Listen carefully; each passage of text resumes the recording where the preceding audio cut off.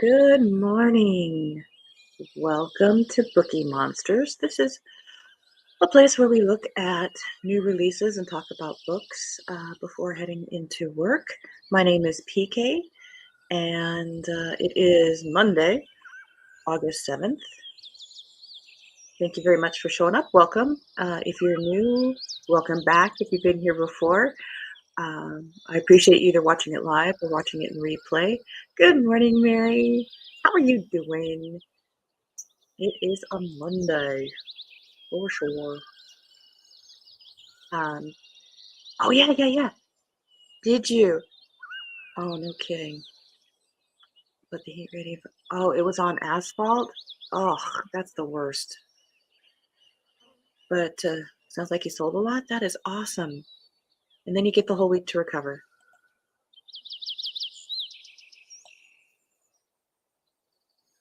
I'm gonna take that away. I'm going to turn that off. Let's go here.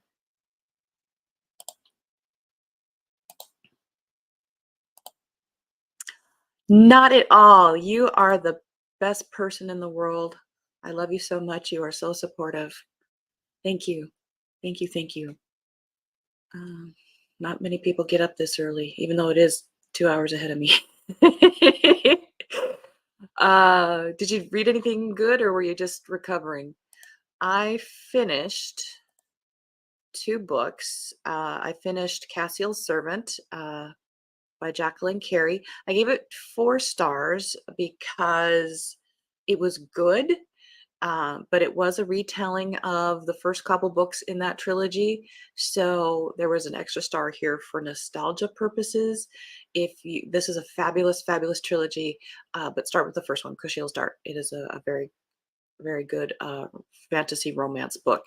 Then I read Magnolia Parks by Jessa Hastings. This was my first choice for Garbogust. The theme this month for some people is to allow yourself to read trashy books, and this was one I considered top of my list for trashy, and I counting it as read, even though I read, say, the first 100 pages and then I skipped to the end because this was not a book for me. There's a book for everybody, and this is not a book for me. I compared it to, I'm a Gen X, so there was a book back in the 80s called Less Than Zero that talked about the very, very affluent, very angsty, very brand conscious young people and their manufactured crises. And this was very much that for this generation, in my opinion, adding in mental illness, narcissism, and objectivizing and so forth. And I gave it 1 star, and that star is for myself for giving it an attempt to read. I do have this in the physical copy and the original cover. So that I'm glad I did it because now I can form my own opinion, but it was not my cuppa. So to kind of cleanse my palate, I am reading a romance, Exclusively Yours. Shannon Stacy is one of my very favorites of the what's called category romance, and this is the first in the Kowalski family. I've not read this series. I've read her previous or a newer series called Sutton's Place, which I highly recommend. It's very fun. And I also started Hard Knocks by Nathan Lowell, who's one of my very favorite sci-fi writers. I recently got a neighbor reading this, and he said there's nothing happening, but I love it, and he's binging it. It is humans in space, and I love it. But we are here for new releases, and I did find we will be going to a new page this week that focuses just on the cozy romances. But we'll start with our tried and true bookriot.com. And it's Monday, so we're going to start with mystery because we're alliterative like that. Let's go back here.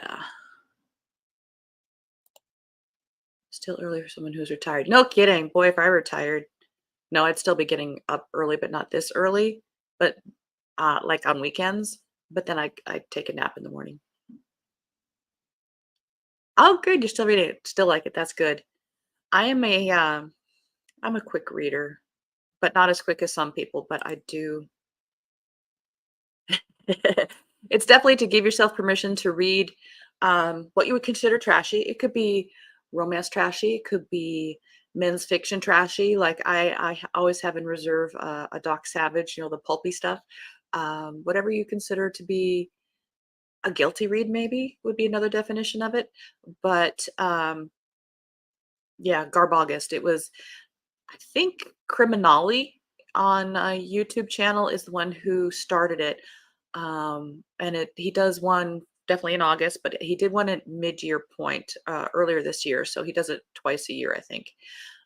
But it's just kind of neat to fit in what you would consider your guilty reads. Um, so I'm trying. I have let's go back here for a second. Back on Goodreads, I have a shelf. No, not TBR. Back.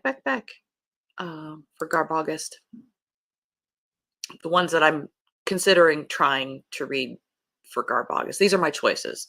These aren't ones I'm definitely going to hit, but these are my options that I'm possibly going to be getting to. Hey, that shouldn't be here. How did you sneak in here? No way. All right, let's go back because the clock is ticking. I've got to my tabs up here are all over the place. All right. New for this week, new releases. Again, Tuesday is release day. And so we are looking at these a day early, but there's so much to look at. We start on Monday. Bridge by Lauren. There's a logo here that doesn't quite cover. Bukes. In this reality-bending thriller from the author of The Shining Girls, a grieving daughter's search for her mother becomes a journey across alternate realities. It says mystery thriller, but with that kind of topic, that should also be under sci-fi. It was a game they played, the other worlds, the other lives. It was part of her mom's grand illusions. It wasn't real, unless it was. Bridget Kittinger has always been paralyzed by choices. It has a lot to do with growing up in the long shadow of her mother, Jo, a troubled neuroscientist. Jo's obsession with one mythical object, the dream worm, which she believed enabled travel to other worlds, led to their estrangement. Now, suddenly, Jo is dead, and in packing up her home, Bridge finds a strange device buried deep in Jo's freezer, the dream worm. Against all odds, it actually can open the door to all other realities and to all other versions of herself, too. Could Bridge find out? Could Bridge find who she should be in this world by visiting the others? And could her Jo still be alive somewhere? And there's a sinister cost, but there's a sinister cost to trading places and others hunting the dream worm who would kill to get their hands on it. Across 1,000 possible lives, from Portland to Haiti, from Argentina to the alligator-infested riverways of North Carolina, Bridge takes readers on a highly original thrill ride, pushing the boundaries of what we know about mothers and daughters, hunters and seekers, and who we choose to be. That sounds interesting. The cover, though, isn't that great. It doesn't really pull me in at that point, but it's intriguing enough topic that I would check out like the first paragraph and see if it pulls me in that way. Dark Corners by Megan Golden. Terrence Paley is about to be released from prison for breaking and entering, though investigators have long suspected him in the murders of 6 women. As his freedom approaches, Bailey gets a surprise visit from Madison Logan, a hot young influencer with a huge social media following. Hours later, Madison disappears, and police suspect she's been kidnapped or worse.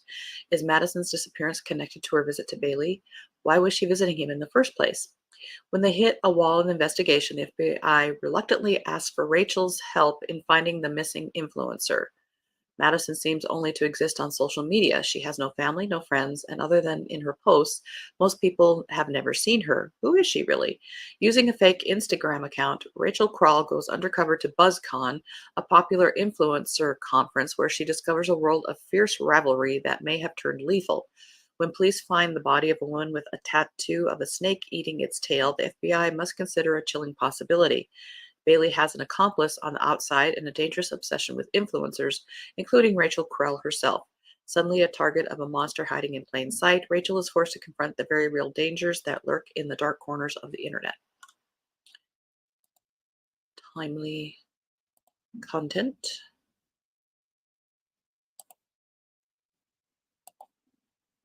Yeah, I don't like it. No. Oops.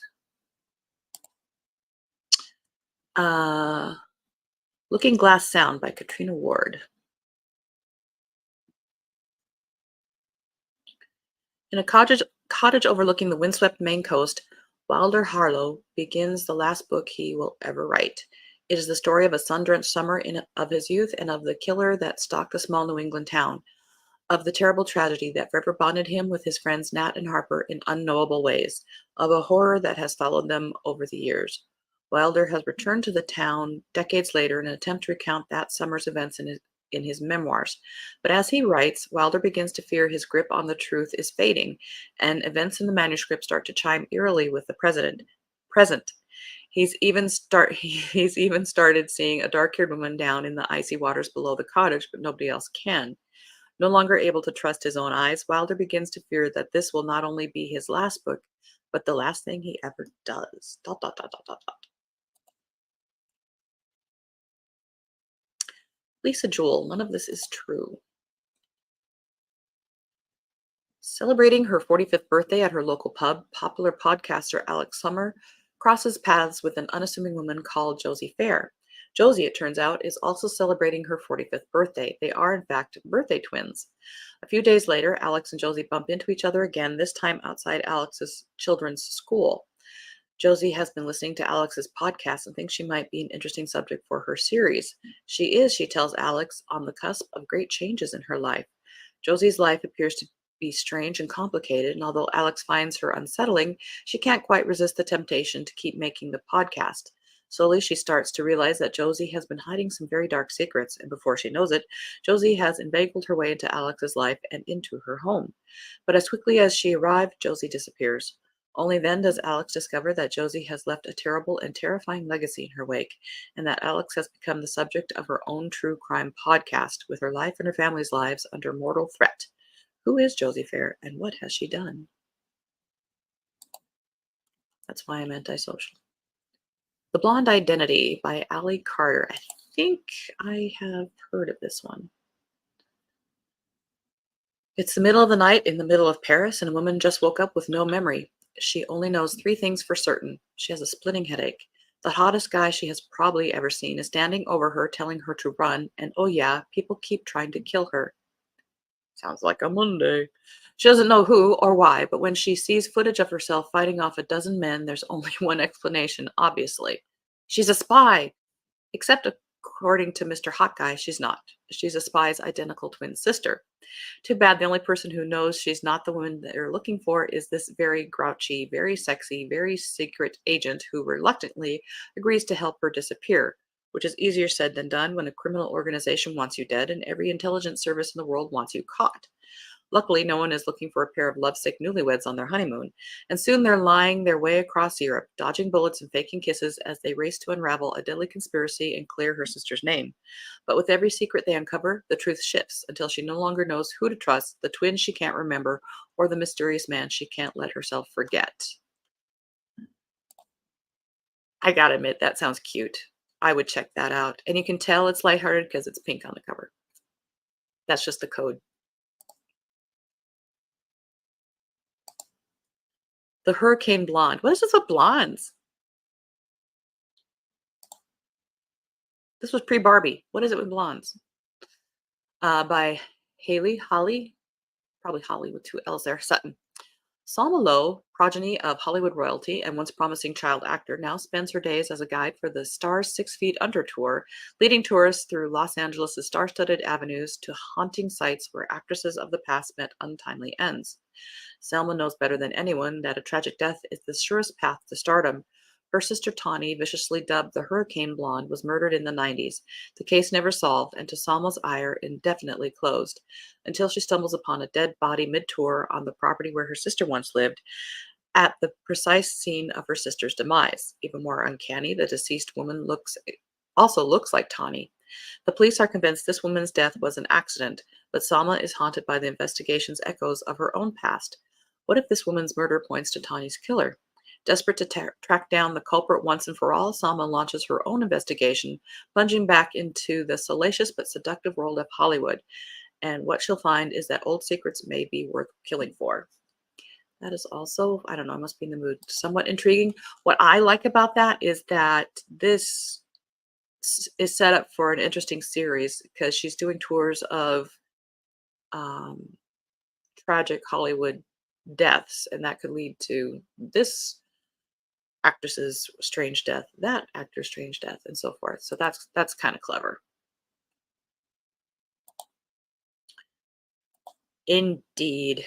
You can read them like a book. But bum. All right, there's the pun of the day. No, it's not the pun of the day because we are heading into Cozy Mysteries, releasing this week. We've got about 10 minutes. All right, this actually came out a couple days ago, it looks like. Murder by the Book by Joy Patrick. Now, this is a new site to me. I'm not sure what's going to happen when we click. Does it take me to... Oh, goes right to Amazon. Okay. And it's a Kindle Unlimited, so that's helpful.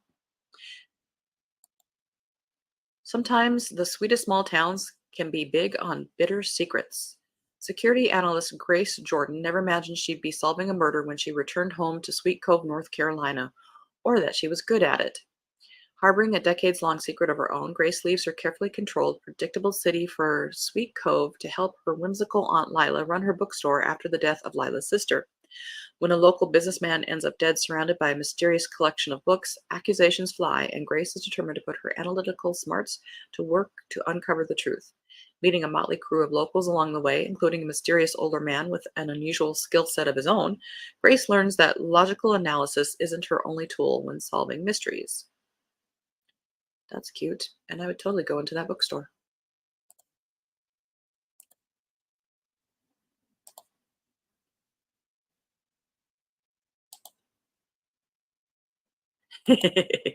Yep. All right. Murder on Maple Way by Miranda Rose Barker. Maple Way Mystery Club #1. Also Kindle Unlimited. That's a bright yellow cover. When a wealthy yet relatively new older couple purchase a large mansion in town, they exude an air of peculiarity, mystery, and coldness, particularly the wife. However, the situation takes a dark turn when the husband is found dead, seemingly the victim of a murder. Consequently, the spotlight turns to the wife, who swiftly becomes the prime suspect in the eyes of the police. Solving this mystery will prove to be a difficult one for Sarah, a young leader of a local book club, and her amateur sleuth group of friends. Even though the book club friends find her standoffish and unpleasant demeanor difficult to interact with, they courageously dive into the depths of their investigation, determined to crack the enigma surrounding the murder. As the clock relentlessly ticks away, frustration mounts as they find themselves in a race against time, desperately attempting to unravel the intricate mystery. Yet at every turn, it appears that they encounter nothing but dead ends, one after another. With each turn of the page, you find yourself drawn deeper into the suspense and anticipation. But my question is, why are they even trying to solve it? It doesn't say. Why is it your job? I don't get it. I'm sure there's a reason.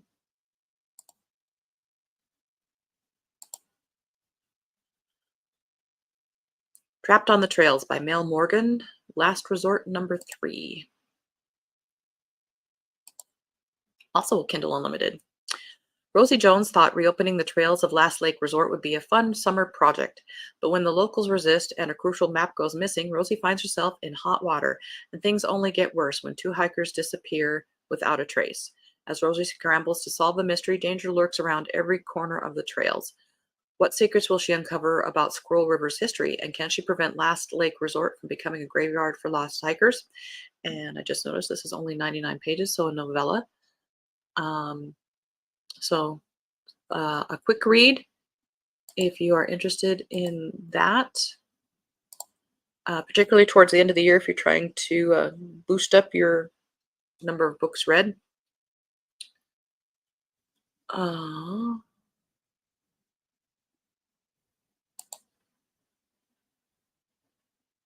this one is not clickable. So we'll jump over to here. A Clue in the Crumbs by Lucy Burdett, Key West food critic #13.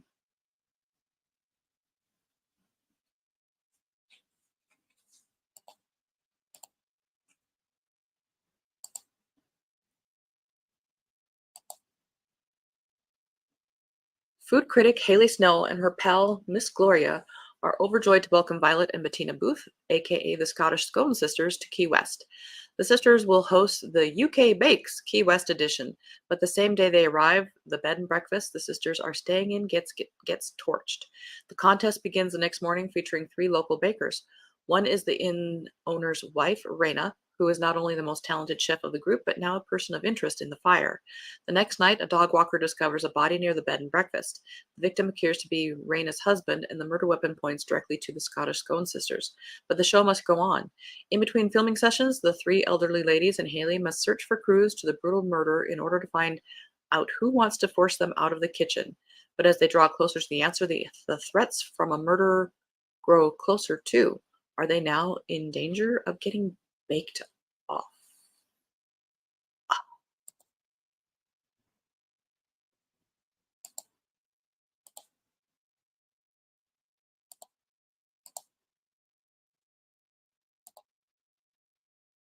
Yeah. Honey Drop Dead, Tea Shop number 26. Good for her. 26 books. I've not read this series. I have the first one, and I've just never gotten around to it. Theodosia's Honeybee Tea was an elegant affair set in Charleston's new Pettigrew Park amid newly planted native grasses and a community beekeeping project. But when a phony beekeeper shows up and sprays toxic smoke at the guests, the party erupts in chaos. Worse yet, a shot rings out and Osgood Claxton III, candidate for state legislature, falls to the ground dead. Holly Burns, the gallery owner who asked Theodosia to cater the tea, is understandably heartbroken. A man is dead. Her guests are angry and injured, and the paintings that were on display are left in tatters. When the police don't seem to have a clue, when old line politicos don't want questions asked, Holly begs Theodosia to run a shadow investigation to help restore her gallery's good name. Between hosting a Wind in the Willows tea and Glam Girl tea, Theodosia questions everyone that had a bone to pick with Claxton. This includes Booker, an angry outsider artist, Lamar Luckett, Claxton's political opponent, and Mignon Merriweather. Why do they all have alliterative names? The dead man's soon-to-be ex-wife. But the investigation becomes a political hot potato following a second murder, the revelation of a messy affair, a chase through a swamp, and a vandalized shop. Yeah, I need to get to that.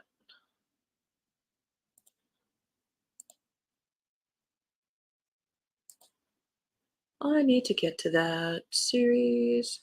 But we are out of time. So tomorrow we'll pick up again and we'll probably do looking at the romances. And all right, well, brave looking at me. Um, we'll look at the romances that are out this week, and then we'll continue with the cozy mysteries because there's lots of them. There's always lots of them, which is great for readers. But in the meantime, I hope you guys have a good Monday. Don't force a good Monday. Just choose to have the best Monday that you can. Uh, I hope you guys read good things over the weekend, and I hope you're reading something good right now. Remember, you don't get good person points by reading books that you're not enjoying. They're supposed to be fun. If it's not working for you, do a soft DNF, set it aside, put it on pause, whatever it is that you need to do. It's just not the right time. Otherwise, I thank you very much for showing up. We'll be here again tomorrow, 6 a.m. Mountain Time, 8 a.m. Eastern Time. And I'll be doing reading sprints this week again, Tuesday, Wednesday, Thursday at 6:05 Mountain Time. And we'll be reading the book of your choice. That was fast. Looking forward to the romances, indeed. Oh, you're welcome. They showed up. Good. Alrighty. Everybody, thank you. God bless. And we'll see you tomorrow. Bye bye.